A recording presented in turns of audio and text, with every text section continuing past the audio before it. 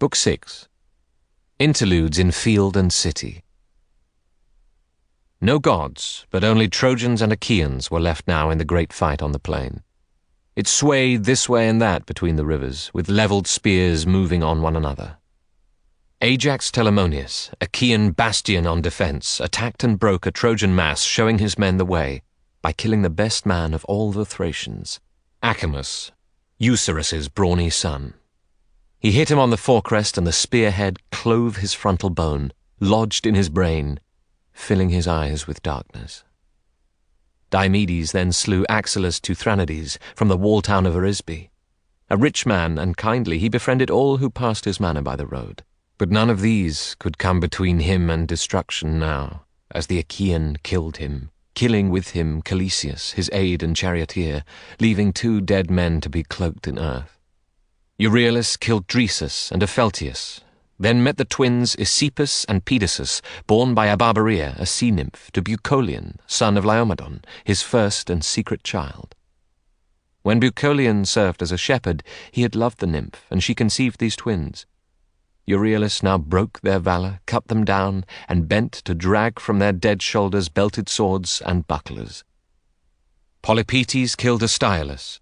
Precocious Pedites fell before the spearhead of Odysseus. Aretaon fell before Teucer, and Antilochus, the son of Nestor, brought Ablarus low, with 1 spear flash. Then Martial Agamemnon took the life of Elatus, whose home had been in Pedasus upon the height near the Satnius river. Laetus killed Phylacus as that man turned to run. Eurypylus dispatched Melanthius. But great-lunged Menelaus took a prisoner, Adrestus. Veering wild along the plain, this Trojan's team had caught his hurtling car upon a tamarisk, and broken at the joint his chariot pole.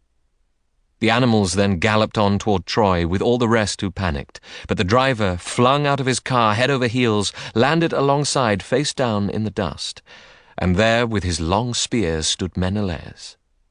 Adrestus threw his arms around his knees and begged him, "Son of Atreus, take me alive. You will have all the ransom one could ask. Plenty of precious things, gold and silver, and hard-wrought iron. Fill my father's house. He would give anything, no end of ransom, if he could only know I am alive among the Achaean ships." Adrestus's plea won his great captor to consent. He thought of granting him safe conduct to the ships by his own runner, when his brother Agamemnon in grim haste came by, to bar his mercy, and cried, "What now, soft heart? Were you so kindly served at home by Trojans? Why give a curse for them? O Menelaus, once in our hands, not one should squirm away from death's hard fall. No fugitive, not even the man-child carried in a woman's belly. Let them all, without distinction, perish, every last man of Ilion, without a tear, without a trace." Implacably thus he recalled his brother's mind to duty, and Menelaus pushed away Adrestus. Then Agamemnon speared him in the flank, and he fell backward. Stamping with one heel hard on his chest, he disengaged the spear. Now Nestor, in a loud voice, called to the Argives, "Friends, Danaans, fighters, companions of Ares, no one should linger over booty now, piling up all he can carry to the ships. Now is the time to kill them. Later on, strip them at leisure when they lie here dead." Shouting, he urged them on, and once again the Trojans, overmastered by Achaeans and cowed, would have re-entered Ilion. But Helenus Priamides, an augur better than any, halted beside Aeneas and Hector, saying, "You two bear the brunt of Lycian and Trojan travail always, in every enterprise, war plans or battle, first among us all. Take your stand here. Here make our troops hold fast before the gates. Rally them everywhere, or back again they go pell-mell into the arms of women, a great day for our enemies. Put heart into all our men, into every company, and we can hold this line against Danaans, dead tired as we are. We have no choice. But you go up into the city, Hector. Speak to our mother. Tell her to call together women in age like hers. Unlock the shrine of grey-eyed Athena on our citadel, and choose that robe most lovely and luxurious, most to her liking in the women's hall, to place upon Athena's knees. Then heifers 12 are to be promised her, unscarred and tender, if she will relent in pity for our men, our wives and children, and keep Diomedes out of holy Troy. He is so savage in pursuit and combat, I call him most formidable of Achaeans now. We were never so afraid of Prince Achilles, and he, they say, came of a goddess. No, this fellow fights like one possessed. No man can equal him in fury." Hector agreed, and did his brother's bidding first and last. He vaulted quickly from his chariot, waving his whetted spears high overhead, as up and down he went, arousing war. Then all those in retreat turned in their tracks, and stood against the Achaeans, who recoiled before that stand, and killed no more. It seemed some one of the immortals out of heaven had come down to put spirit in the Trojans. They wheeled about so suddenly. And Hector, in a great voice, called out, "Soldierly Trojans, allies famed abroad, be men, remember courage, and defend yourselves, while I go up to Ilion to make our wives and elders pray the gods with dedication of hecatombs." Then Hector turned away, under his shimmering helm, his long shield slung behind him. Nape and ankle both were brushed by the darkened oxide rim. Meanwhile, driving into an open space between the armies, Hippolochus's son, Glaucus and Diomedes, advanced upon each other, hot for combat. When the range was short, Diomedes, face to face with him, spoke up. "Young gallant stranger, who are you? I have not noticed you before in battle, never before in the test that brings men honor. But here you come now, far in front of everyone, with heart enough to risk my beam of spear. A sorrowing old age they have whose children face me in war. If you are a god from heaven, I would not fight with any out of heaven." No long life remained, far from it, for Lycurgus, Dryas' rugged son, when he in his days strove with gods. That time he chased the Maenads on the sacred ridge of Manic Dionysus on Mount Nysa. Belaboured by the ox-goad of Lycurgus, killer that he was, they all flung down their ivy staves, while terrified Dionysus plunged under a sea surge.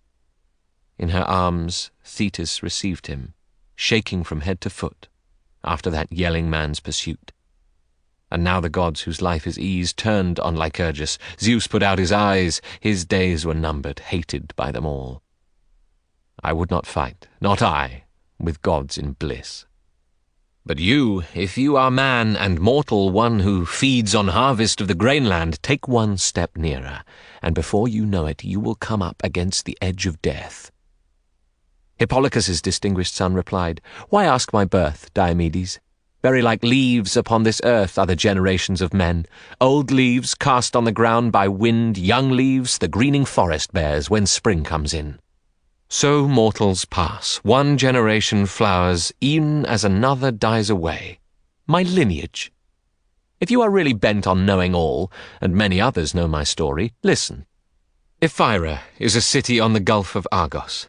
In Ephyra Sisyphus, Iliad, the craftiest of men, lived once upon a time, and fathered Glaucus, father in turn of Prince Bellerophontes, one to whom the gods had given beauty with charm and bravery. But there came a day when Proetus wished him ill, and Zeus had put him under the power of Proetus. That strong king now drove Bellerophontes out of Argos. This because Antea, the queen, lusted to couple with him secretly, but he was honourable. She could not lure him, and in the king's ear hissed a lie. "O Proetus, I wish that you may die unless you kill Bellerophontes. He desired to take me in lust against my will." Rage filled the king over her slander, but being scrupulous, he shrank from killing him. So into Lycia he sent him, charged to bear a deadly cipher, magical marks Proetus engraved, and hid in folded tablets. He commanded him to show these to his father-in-law, thinking in this way he should meet his end. Guided by gods he sailed, and came to Lycia, high country, crossed by Xanthus' running stream, and Lycia's lord received him well. 9 days he honoured him, 9 revels led with consecrated beasts. When dawn with rosy fingers eastward made the 10th day bright, he questioned him, and asked at length to see what sign he brought him from his son-in-law. When he had read the deadly cipher, changing, he gave his first command. His guest should fight and quell a foaming monster, the Chimera, of ghastly and inhuman origin, her forepart lionish, her tail a snake's, a she-goat in between. This thing exhaled in jets a rolling fire. Well, he killed her, by taking heed of omens from the gods. His second test was battle with Solymi, formidable aborigines. He thought this fight the worst he ever had with men. A third mission was to slaughter Amazons, women virile in war. On his return, the king devised yet one more trap for him, laying an ambush with picked men of Lycia. But not a single one went home again. Bellerophontes killed them all. His eyes opened at last to the young man's power.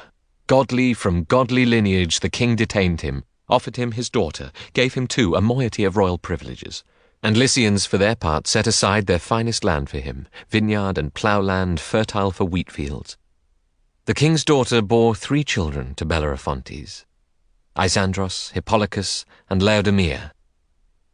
Zeus the Profound lay with Laodamia, who bore Sarpedon, one of our great soldiers. But now one day Bellerophontes as well incurred the god's wrath, and alone he moped on Ilian plain, eating his heart out, shunning the beaten track of men. His son, Isandros, in a skirmish with Selene, met his death at insatiable Ares' hands, and angry Artemis killed Laodamia. Hippolochus it was who fathered me, I am proud to say. He sent me here to Troy, commanding me to act always with valor, always to be most noble, never to shame the line of my progenitors, great men, first in Ephyra, then in Lycia. That is the blood and birth I claim. At this, joy came to Diomedes, loud in battle. With one thrust in the field where herds had cropped, he fixed his long spear like a pole, and smiled at the young captain, saying gently, "Why, you are my friend. My grandfather Aeneas made friends of us long years ago. He welcomed Prince Bellerophontes in his hall, his guest for 20 days. They gave each other beautiful tokens of amity. Grandfather's offering was a loin-guard sewn in purple. Bellerophontes gave a cup of gold, 2-handled. It is in my house. I left it there, coming away to Troy. I cannot remember Tydeus, my father. I was still too young when he departed, when the Achaean army came to grief at Thebes. I am your friend, sworn friend in central Argos. You are mine in Lycia, whenever I may come, so let us keep from one another's weapons in the spear fights of this war. Trojans aplenty will be left for me, and allies, as God puts them in my path. Many Achaeans will be left for you to bring down if you can. Each take the other's battle gear. Let those around us know we have this bond of friendship from our fathers." Both men jumped down then to confirm the pact, taking each other's hands. But Zeus had stolen Glaucus's wits away. The young man gave up golden gear for bronze, took 9 bulls' worth for armor worth 100. Now when Hector reached the Scaean gates, daughters and wives of Trojans rushed to greet him, with questions about friends, sons, husbands, brothers. "Pray to the gods," he said to each in turn, as grief awaited many. He walked on, and into Priam's palace, fair and still, made all of ashlar with bright colonnades. Inside were 50 rooms of polished stone, one by another, where the sons of Priam slept beside their wives. Apart from these, across an inner court, were 12 rooms more, all in one line of polished stone, where slept the sons-in-law of Priam and their wives. Approaching these, he met his gentle mother, going in with Laodice, most beautiful of all her daughters. Both hands clasping his, she looked at him and said, "Why have you come from battle, child? Those fiends, the Achaeans, fighting around the town have worn you out. You come to climb our rock and lift your palms to Zeus. Wait, and I'll serve you honeyed wine. First you may offer up a drop to Zeus, to the immortal gods, then slake your thirst. Wine will restore a man when he is weary, as you are, fighting to defend your own." Hector answered her, his helmet flashing, "No, my dear mother, ladle me no wine. You'd make my nerve go slack, I'd lose my edge.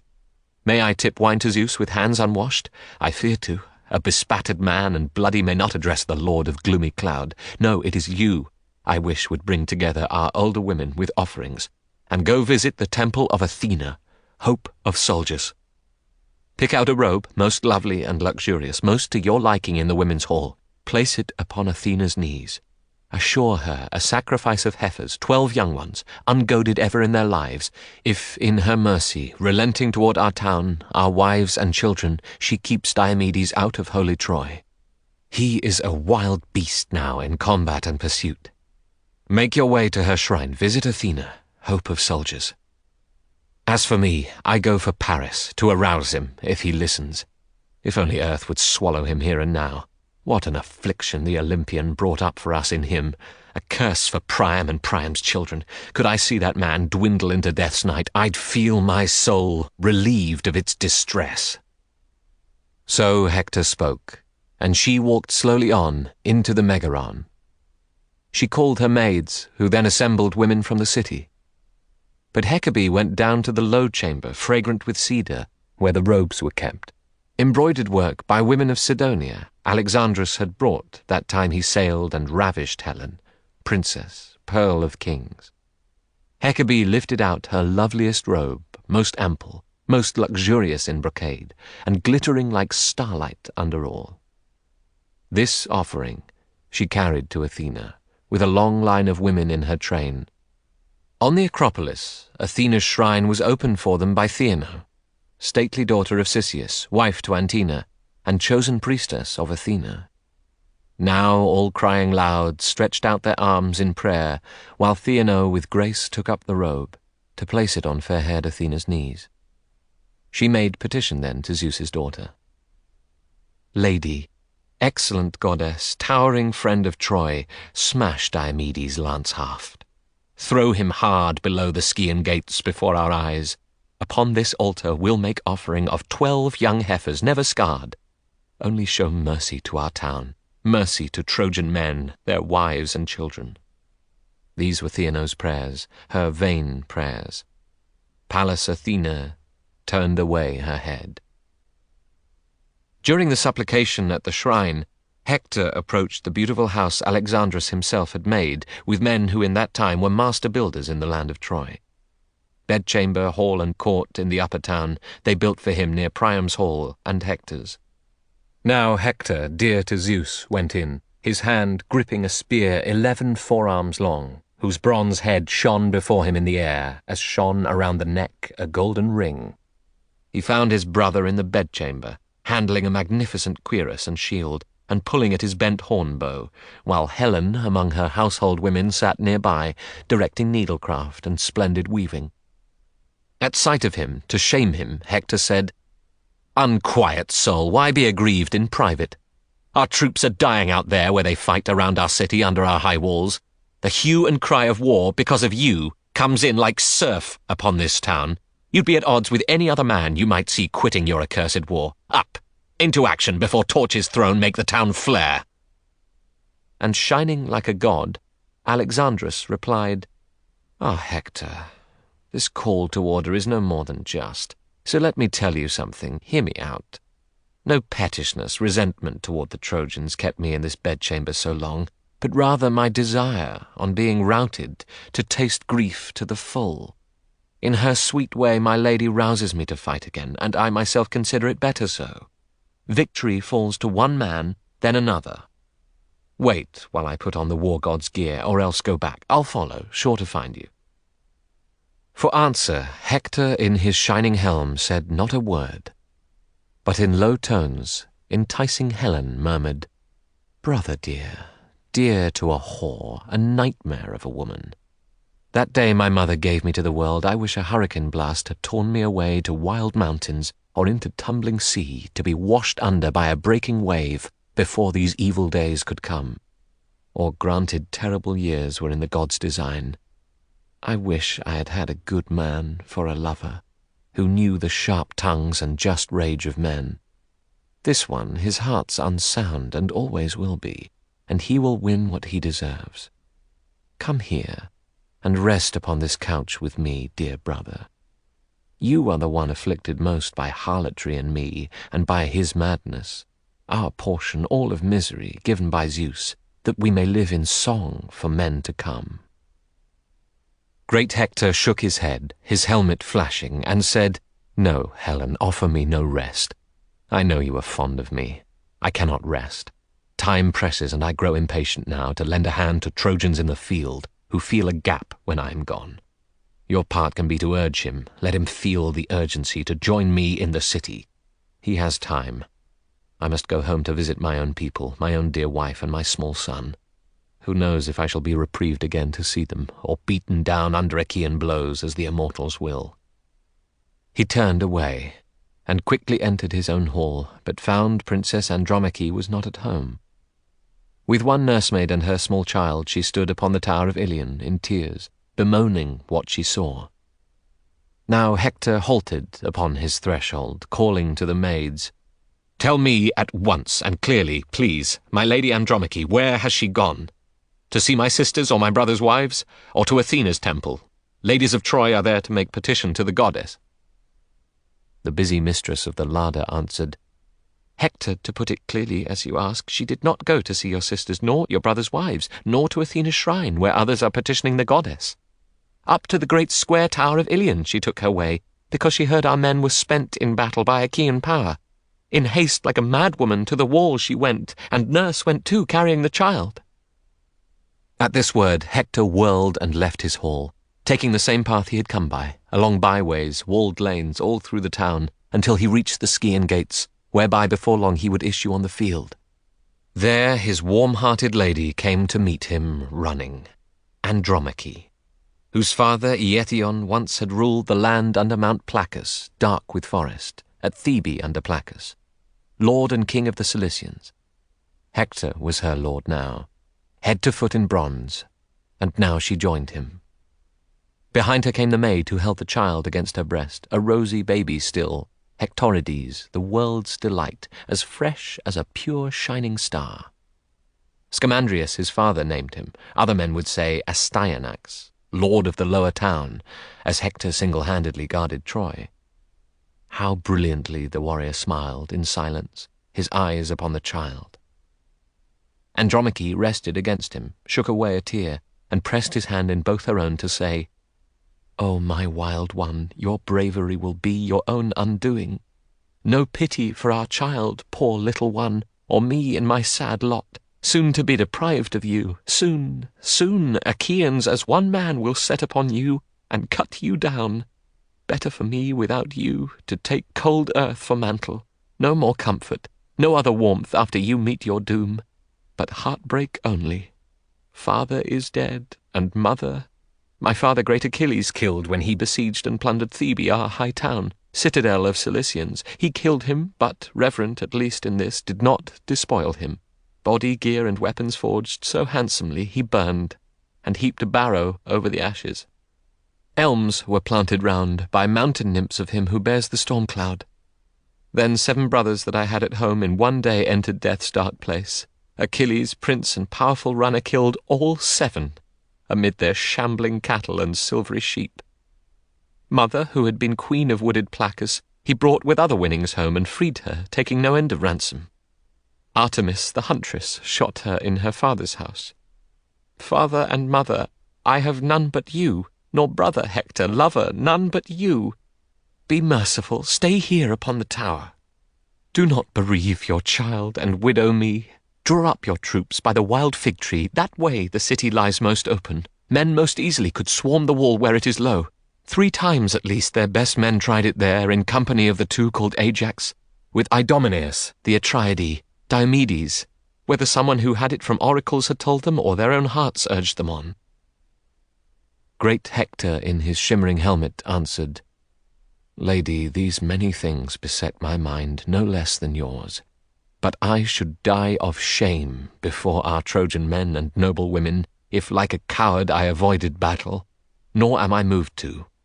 Long ago I learned how to be brave, how to go forward always and to contend for honor, father's and mine. Honor, for in my heart and soul I know a day will come when ancient Ilion falls, when Priam and the folk of Priam perish.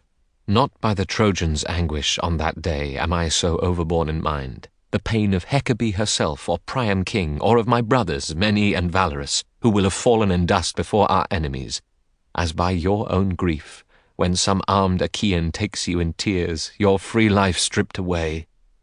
Before another woman's loom in Argos, it may be, you will pass, or at Marsyas, or Hyperia fountain, carrying water against your will, iron constraint upon you.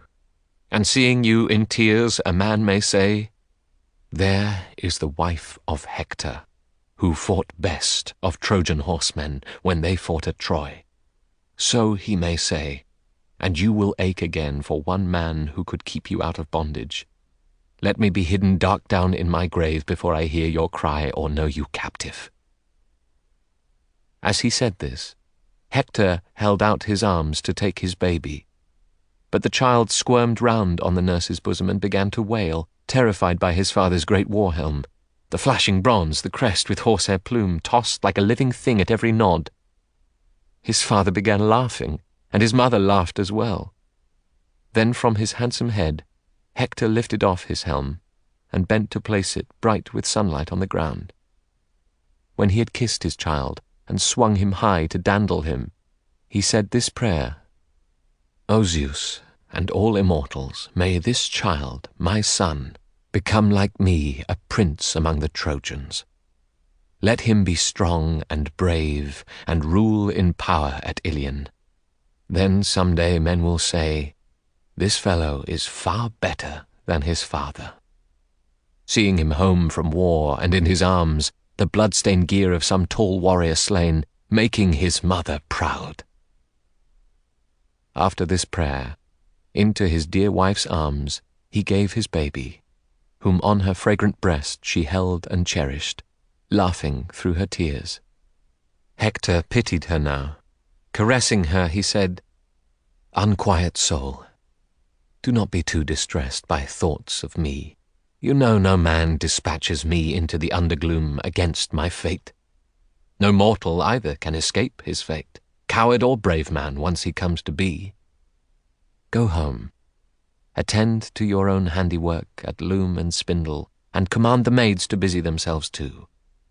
As for the war, that is for men, all who are born at Ilion, to put their minds on. Most of all, for me."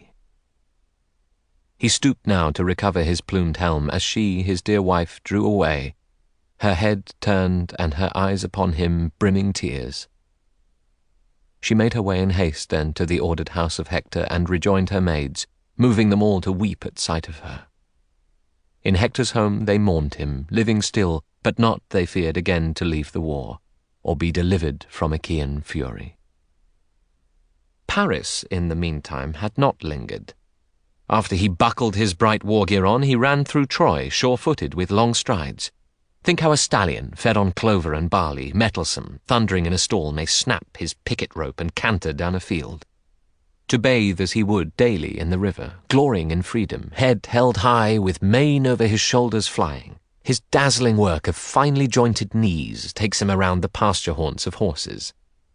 That was the way the son of Priam, Paris, ran from the height of Pergamus, his gear ablaze like the great sun, and laughed aloud. He sprinted on and quickly met his brother, who was slow to leave the place where he had discoursed with his lady. Alexandrus was first to speak. "Dear fellow," he said, "have I delayed you, kept you waiting? Have I not come at the right time, as you asked?" And Hector, in his shimmering helm, replied, "My strange brother, no man with justice in him would underrate your handiwork in battle. You have a powerful arm, but you give way too easily and lose interest, lose your will. My heart aches in me when I hear our men, who have such toil of battle on your account, talk of you with contempt. Well, come along. Some day we'll make amends for that, if ever we drive the Achaeans from the land of Troy, if ever Zeus permits us, in our hall, to set before the gods of heaven, undying and ever young, our wine bowl of deliverance."